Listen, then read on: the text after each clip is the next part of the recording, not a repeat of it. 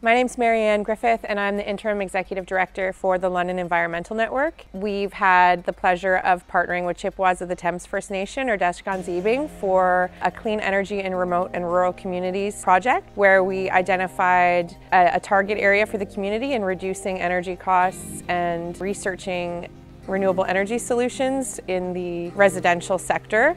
We decided, along with the Treaties, Land and Environments Department that we work closely with at Chippewas of the Thames, to pilot a home on the Chippewas of the Thames First Nation to as near net zero as possible, and use that opportunity as a community capacity building experience where we're teaching some of the community members who are particularly keen about new technologies, including air source heat pumps, which will help the community lose their reliance on expensive propane that's also high in greenhouse gas emissions.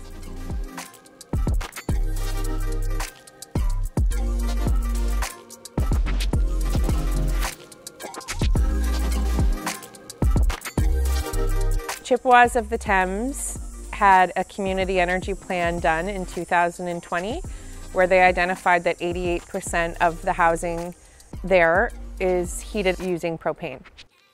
That's vastly larger than the 1% that's heated by propane throughout the rest of Canada, and only 2% of homes in Ontario are heated with propane, which is very expensive, it can be unreliable, and it is one of the higher pollutants. We wanted to show that we could take the home straight from propane to electricity and skip the natural gas step that we've done in the London community, for example.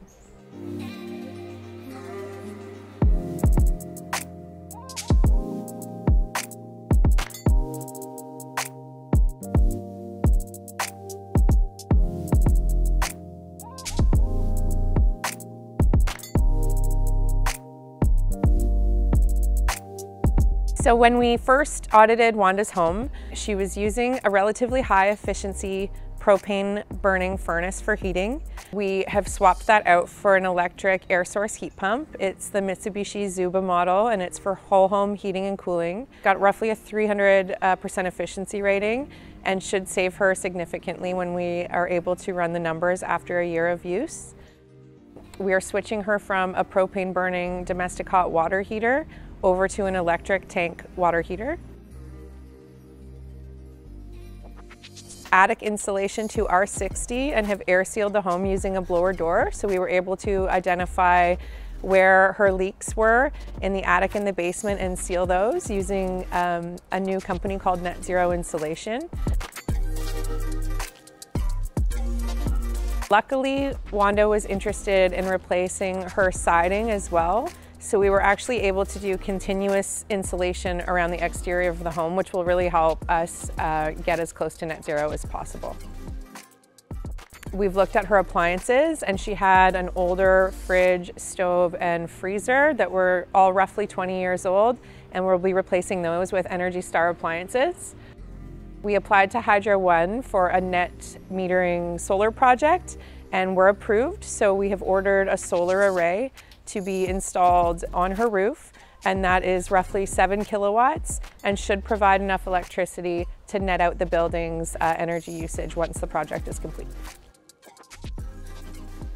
An important part of the project is capacity building in the community, and we decided with the Chippewas of the Thames team that a webinar series would be the most accessible way to share information at this point. So we've developed a Retrofit webinar series and have identified 10 community members in Chippewas of the Thames who are going to attend all of the sessions and a home tour of the Retrofit project once it's complete.